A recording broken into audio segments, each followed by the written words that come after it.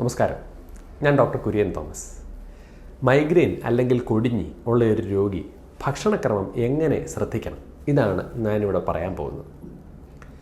ഭക്ഷണം ഏത് കഴിക്കണം, ഏത് കഴിക്കാതിരിക്കണം എന്നതിനേക്കാൾ സമയത്ത് ഭക്ഷണം കഴിക്കുക എന്നുള്ളതാണ് മൈഗ്രെയിനുള്ള രോഗി ആദ്യം ചെയ്യേണ്ടത്.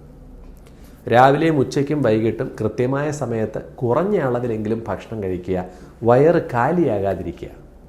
അതിൻ്റെ ഒപ്പം തന്നെ ആവശ്യത്തിന് വെള്ളം കുടിക്കുക, ഡീഹൈഡ്രേറ്റഡായി ശരീരത്തിലെ ജലാംശം കുറയുക, ഇതെല്ലാം മൈഗ്രെയിന് വഴിവെക്കാറുണ്ട്.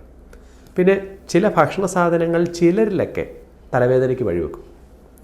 ഇത് ഒരാൾക്ക് തലവേദന ഉണ്ടാക്കുന്ന കാരണമായിരിക്കണം എന്നില്ല മറ്റൊരാളിൽ തലവേദന ഉണ്ടാക്കുന്നത്. കൂടുതലും പ്രശ്നം ഉണ്ടാക്കാറുള്ള ഭക്ഷണ സാധനങ്ങൾ ചോക്ലേറ്റ്, പ്രത്യേകിച്ച് ഡാർക്ക് ചോക്ലേറ്റ്, പിന്നെ മദ്യ ഉപയോഗം. മദ്യങ്ങളുടെ ഇടയിൽ തന്നെയാണെങ്കിൽ റെഡ് വൈൻ പലപ്പോഴും കൂടുതലായി തലവേദനയ്ക്ക് വഴിവെക്കാറുണ്ട്.